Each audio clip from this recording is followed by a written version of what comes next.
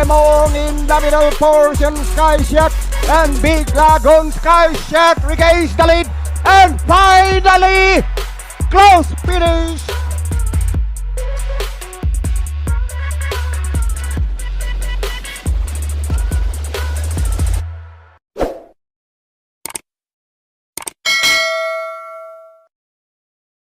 Good day bayang karerista, welcome back sa ating channel dito sa Karera sa Pinas. Muli tayong magbibigay ng ating mga kursunada, tips at analysis para naman sa magaganap na karera ngayong araw naman ng linggo, June 28, 2026. Dito ba din sa racetrack ng Metro Manila Turf Club sa Malvar, Batangas. Magsisimula ang mga karera ng alas 2 ng hapon. Meron tayong 11 naggagandahang karera. Meron tayong 4 na karera na lalargahan sa distansyang 1600 meters. Yan yung mga main event natin ngayong linggo. The rest puro special races na. Napaglalabanan naman sa distansyang 1400 meters. Meron tayong 2 set ng winner take all, 2 set ng pick 6, 3 set ng pick 5, 1 set ng pick 4 at syempre nandyan yung mga paborito nating exotics. Ito na ang araw ng Maynila Racing Festival. Magaganda at makapalang lineup natin ngayong linggo. Siyempre ang main event natin dito yung Grand Copa de Manila Division 1 and 2. May kahirapan ng karera natin ngayong linggo. Di malabong magkadehaduhan to. Alam naman natin pag may pakarera ang araw ng Maynila madalas dehaduhan to. Kaya naman kailangan na naman ng malalim na bulsa bayang karerista. Kung gusto nyo tumama ng malaki, kailangan mamahunan din kayo ng malaki. Pero malay nyo naman kung magtitipid kayo pero maisama nyo naman yung mga kursonada or silip yung dihado, maganda na din yan. Swertehan lang talaga Kaya naman makatulong sana ang ating mga giya at kursonada ngayong araw ng linggo. Huwag na natin patagalin pa, simulan na natin bayang karerista. Race number 1, start ang ating first set ng pick 5, races 1 to 5. Ito ay isang 2026 araw ng Maynila Special Race Manila Department of Social Welfare. Meron tayong 9 na kalahok. Ang first choice ko dito, yung numero 3 na si Speed Dancer, gagabi ni John Alvin Guse. Last April 11 sa PJC, nagtala ng 1 minute 28.4 sa 1400 meters kung saan pumang-anim siya kila Amarant at Lady Secret. May best time naman niya dito sa Metro Turf sa 1400 meters sa 1 minute 31. Ito, naibenta na pala ni Boss Paulo Mendoza to.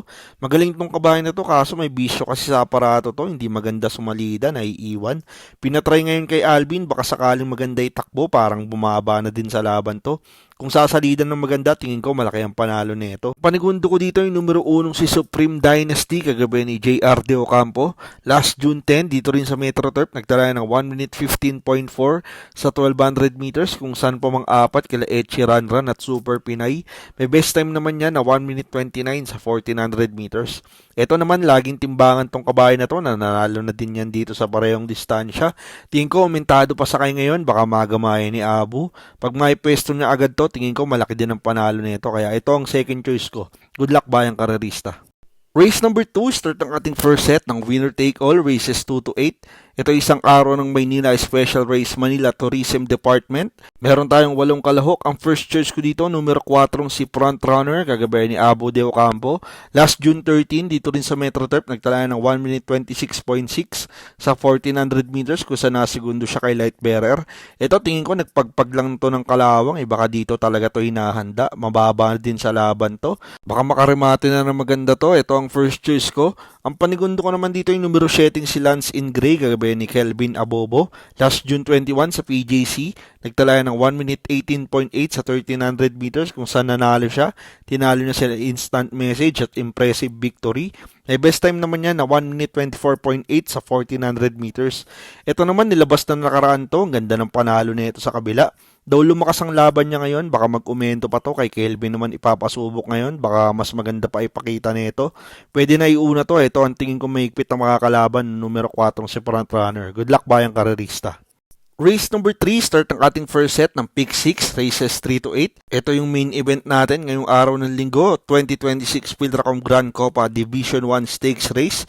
In honor of Manila Mayor Isko Moreno Dumagoso, 1600 meters ang distansya. Meron tayong 6 na kalahok. Ang first choice ko dito ay numero 5 si Parade King, gagabi ni Pau Pau Guse. Last May 27, nag-barrier yan dito sa Metro Turf. Nagtala ng 1 minute 42.8 sa 1600 meters. Ito, nabakasyon pero malalaking karera din tinatakbuhan nito. Giant killer din tong kabahay na to. Dito pag nagkaroon ng bakbakan sa unahan, ito nakikita kong pwedeng makinabang.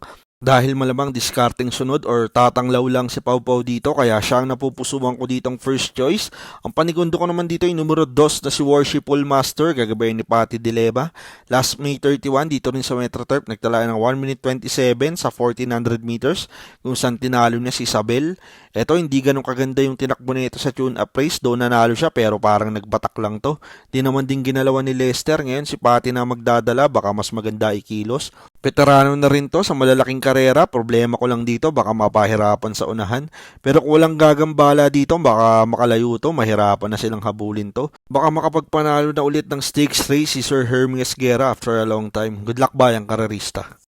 Race number 4, start ng ating second set ng Pick 5, races 4 to 8. Isa ulit tong 2026 Araw ng Maynila Special Race in honor of Vice Mayor Angela Lechi Atienza. Meron tayong 8 kalahok. Ang first choice ko dito, couple entries 7 and 7A, Nefer Yuri at Frosty Raven.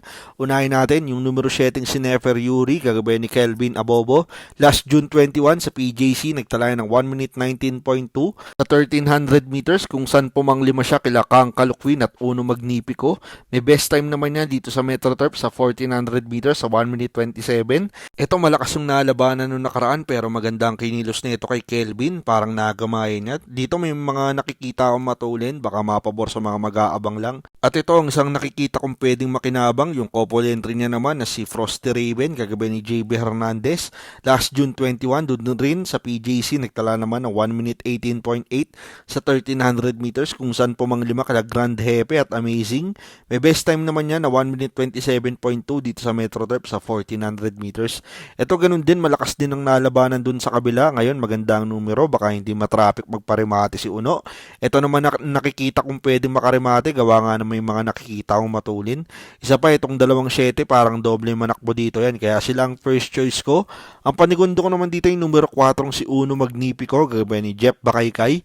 Last June 21 sa PJC din, nagtala yan ng 1 minute 18.8 sa 1300 meters, kung saan nasigundo nga siya kay Kang Kalukwin. May best time naman niya na 1 minute 25.4 sa 1400 meters dito sa Metro Turf.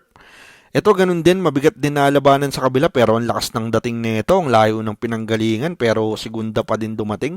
Baka sakaling makanood din ng boxing to, isa din to sa pwedeng makinabang na manggagaling sa likod, kaya yan ang second choice ko. Good luck bayang karerista. Race number 5, start ang ating second set ng winner take all, races 5 to 11. Ito yung pangalawa sa ating featured race ngayong linggo. 2026 Araw ng Maynila Special Race Grand Copa de Manila Division 2 in honor of Councilor Joaquin Domagoso. 1600 meters ang distansya, meron tayong 10 kalahok. Dito sisingilin ko na couple entries 2 and 2A, ready to race ito, at 2A na si Speedrunner. Mas tinitingnan ko dito yung 2A na si Speedrunner, gagabay ni John Alvin Guse. Last June 14, dito rin sa Metro Turf, nagtala ng 1 minute 36.2 sa 1600 meters, kung saan tinalo niya si Miss Ocala at ready to race Itol. Ito grabe yung tinakbo nito nung nakaraan, mukhang nilabas na yung tunay na galing nito.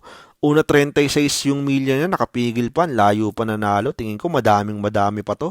At mukhang madami pa ding ipapanalong karera to. Andyan yung Sherbet pero talunan niya na din yan. Isa pa, kung makapag-isahan siya kay Sherbet, ang tingin kong pwede makanood naman yung couple entry niya na si Ready to Race Itol. Kaya tingin ko lamang tong 2-2 para sa akin, lalo na tong si Speedrunner. Tingin ko mag-uumento pa to. Sisingilin ko na yan 2 and 2A is Ready to Race Itol at Speedrunner. Good luck bayang karerista.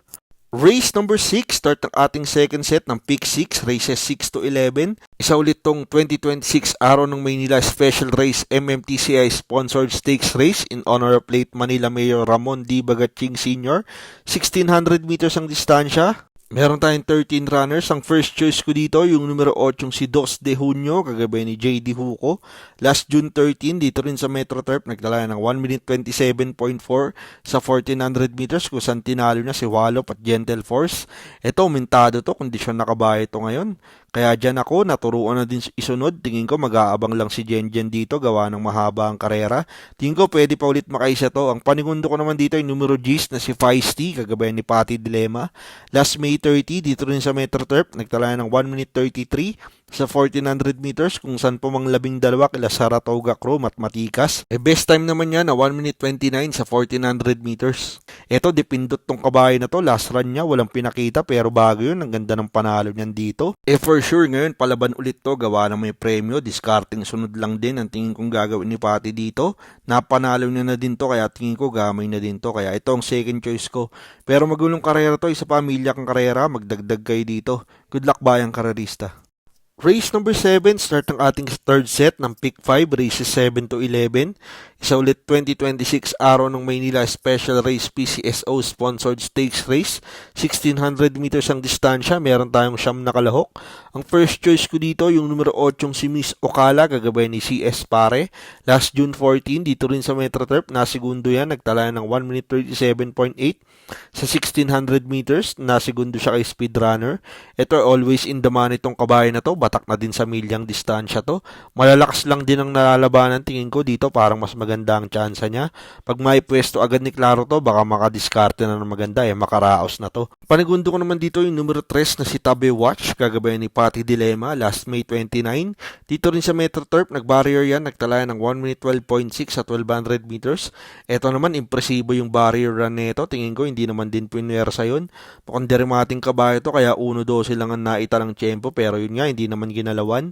Mukhang may pambato na bago si Boss Niel Velasco na imported. Wag lang mabigla sa lakas ng laban, pero baka mainam din tong kabayo na to, kaya ito ang panigundo ko. Good luck bayang karerista. Race number 8, start ng ating Pick 4, races 8 to 11. Isa ulit 2026 araw ng Maynila Special Race, Manila Treasury Department. Meron tayong 13 kalahok. Ang first choice ko dito yung numero 7 si Saving Sunset, gagabay ni Jigger Paano. Last June 4, dito rin sa Metro Turf, nagtala ng 1 minute 30 sa 1400 meters kung saan pumang-anim kila California King at Wallop. Eto, tingin ko malakas lang nalabanan nung nakaraan, pero bago yun, segundo to. Tingin ko hindi niya din style yung tinakbo niya nung nakaraan, nasa unahan, parang mas magaling to pag off the pace. Baka mag-adjust na connections nito, baka isunod na lang ni Kasulot. Tingin ko malaki na ang chance niyan dito. Ang panigundo ko naman dito, yung galing sa panalong numero 3 na si My Star, gagabay ni Danny Camanyero. Last May 31, nanalo yan sa 1400 meters, nagtala ng 1 minute 30, kung saan tinalo niya si Raven. Another Niel Velasco horse, ito galing sa panalo, though mahina yung kalaban nito noong nakaraan. Tingko hindi naman din pinersa, isa pa may premyo ngayon, baka ilaban ulit tong kabayo ni Boss Niel. Baka makaisa ulit, yan ang panigundo ko, pero magulong karera ulit to. Isa pa paratingan ng first set ng winner take all, magdagdag kayo dito. Good luck bayang karerista. Race number 9, last daily double plus 1, isang 2026 araw ng Maynila Special Race, Manila Environment and Public Services Department. Meron tayong 13 kalahok. Ang first choice ko dito, yung couple entries 2 and 2A, Muni Maniman at 2A na si Arthur's Team. Mas inaasahan ko dito yung 2A na si Arthur's Team, gagabay ni Abu De Ocampo. Last June 14, dito rin sa Metro Turf, nagtala ng 1 minute 29.2 sa 1400 meters kung saan nasigundo siya kay Angels Momentum. Ito, nilaban na nung nakaraan, nabitin lang Sigurado ngayon, laban na ulit to, gawa ng may premyo. Konting buenas lang, tingin ko pwede na makaraos to. Baka maparimatin na ni Abu ng maganda. Yung 2A naman na si Muni Manuman, lately, lagi din timbangan yan. May chamba din yan. Pero mas inaasahan ko dito yung 2A na si Arthur's Team. Ang panigundo ko naman dito yung numero 13 si Sheila, gagabay ni Dan Camanyero. Last May 2, dito rin sa Metro Turf, nasigundo yan. Nagtala ng 1 minute 30 sa 1400 meters. Kung saan nasigundo siya kay Dos de Junio. Ito, palaban din to noong nakaraan. Magaling lang din ang nalabanan nito. Baka sakaling ilaban ulit. Maganda pa ang numero ngayon. Nasa labas. Baka maipwesto agad ni Dano Boy ito. Kung laban to, tingin ko malaki din ang panalo nito. Kaya ito ang panigundo ko. Good luck bayang karerista. Race number 10, penultimate race, last daily double for the day. Isa ulit 2026 araw ng Maynila Special Race, Manila Engineering and Public Works Department. Meron tayong siyam na kalahok. Ang first choice ko dito yung numero 7 si Watch Me Now, gagabay ni Pabs Cabalejo. Last May 24, dun sa PGC, nagtala ng 1 minute 18 sa 1300 meters kung saan pumang-anim kila Sky Warrior at Windfall. Ito, first time tatakbo dito sa pista ng Malvar. Magaling din na kabayo to. Na-acquire na pala nila Boss Toto Sibilia to. Pabs ang may dala ngayon. Parang bagay sa kanya tong kabayo na to. Medyo matagal mag-init tong kabayo na to. Alam naman natin yung galawan ni Pubs. Isa pa, madami akong nakikitang matulin. Baka makapanood to ng boxing. Ang panigundo ko naman dito yung numero 4 si Deputy Mischief, kagabay ni John Alvin Guse. Last June 17 sa PJC, nag-barrier yan. Nagtala ng 1 minute 13.6 sa 1200 meters. Pero may best time yan dito sa 1400 meters sa Metro Turf na 1 minute 24.2. Ito, medyo matagal din napahinga to pero mainam din na kabayo. May 1.24 sa katawan to, kaya tingin ko kaya din manalo nito. Discarding sunod ang gagawin dito ni Alvin, malamang kung maayos naman to at di nagka-problema, tingin ko malaki din ang panalo nito, kaya ito ang second choice ko. Good luck bayang karerista. Race number 11, last race for the day, ang 2026 Araw ng Maynila Special Race, Manila Budget Department. Meron tayong 11 kalahok. Ang first choice ko dito, yung numero 2 na si Super Pinay, kagabay ni Jeff Sarate. Last June 10, dito rin sa Metro Turf, nagtalaya ng 1 minute 14.4 sa 1200 meters, kung saan nasigundo siya kay Echi Ranran. May best time yan na 1 minute 26.2 sa 1400 meters. Ito, natsambahan nung dehadong Echi Ranran nung nakaraan, talo lang sa pwesto, tingin ko. Ngayon, binigay na kay Jeff, mukhang inaasahan na nila to. Matagal-tagal na din nagkakampaign to, pero di pa pinalad manalo. Baka ngayon na, tingin ko, isasabay na ni Jeff to sa unahan. Baka sakaling makaraos na to ngayon. Ang panigundo ko naman dito yung numero 9 si Sega Tulin, kagabay ni John Alvin Guse. Last June 17 sa PJC, nagtalaya ng 1 minute 13 sa 1200 meters, kung saan tinalo na si Lola's favorite. May best time naman niya na 1 minute 30.4 sa 1400 meters. Ito naman, talking horse kay Alvin to, yung tatlong panalo nito, lahat kay Alvin, gamay na tong kabayo na to. Tingin ko isusunod lang ni Alvin to, gawa nang nandyan yung grand jackpot, baka tanglawan niya lang yan. May kalokohan lang to minsan naiiwan pero kung makasalida ng maganda tingin ko pwede ulit makaisa to. Kaya yan ang panigundo ko. Pero last race, paratingan, lagi nating paalala, magdagdag kayo dito sa last race, sama nyo yung mga silip yung dihado, para pag namumuro na kayo, mas malaki na ang tsansang manalo ng mga parating nyo dito. Good luck bayang karerista. At yan ang ating mga kursunada, tips at analysis para naman sa magaganap na karera ngayong araw naman ng linggo, June 27, 2026, araw ng Maynila Racing Festival, dito pa rin sa racetrack ng Metro Manila Turf Club sa Malvar, Batangas. Lagi nating paalala, ito yung sariling aral at kursunada lamang. Pagdating sa tayaan, kayo pa din ang masusunod. Maraming salamat sa inyong patuloy na pagsuporta dito sa Karera sa Pinas. Makatulong sana ang ating mga giya at kursunada. Magsitama sana tayong lahat. Happy racing at good luck bayang karerista.